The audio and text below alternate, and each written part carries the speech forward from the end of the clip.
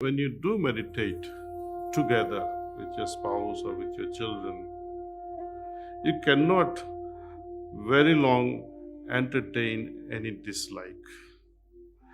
Even if you had an argument, you will say, oh, okay, let's meditate together. Even that argument will dissolve. In fact, that problem that was there as a problem or a blockade as a stone will become a stepping stone for you, see.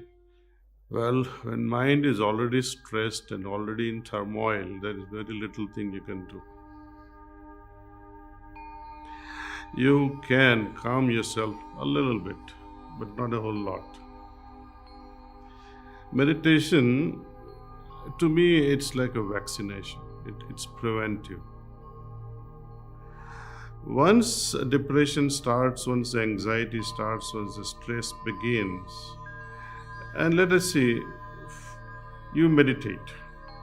You tend to meditate, but then instead of meditating on the divine light or sublime love in your heart, you'll focus more on what is on your mind at that moment.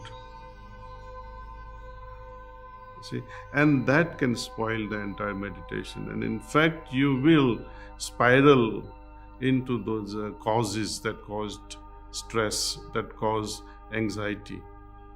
So once the mind is disturbed, I think take it easy. And there are other processes we recommend that instead of meditation, do the cleaning part. Cleaning means to removing the cause of anxiety, removing the cause of everything that we undergo. If I have an argument with you, you have some thought, I have some ideas.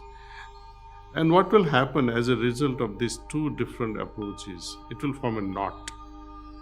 So like this is an emotional granthi or emotional knot that we form in our heart. And what we commonly call it as misunderstanding. Right? But when the understanding does down in my mind, I had misunderstanding. And then what happens then? The knot is dissolved. Right? So the karma of argument is no longer there through right understanding. And right understanding can also come because I meditate. See? I am easily able to say, I'm sorry. I understand things differently now. And same thing happens in the family. I mean, whom do you fight with the most? Your parents, if they are still alive, or your spouse, or your children. We are the victims as well as they remain the victims of our anger, of our love as well. And both form beautiful knots or the ugly knots. We don't form such knots with strangers. Very rare, if at all. And since we form the knots with our loved ones more often, I think the only solution I find is if we all can meditate in a family together, it will remove these creases of misunderstandings.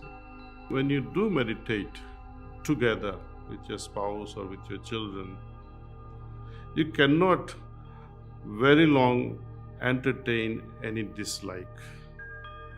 Even if you had an argument, you will say, oh, okay, let's meditate together. Even that argument will dissolve. In fact, that problem that was there as a problem or a blockade as a stone will become a stepping stone for you, see.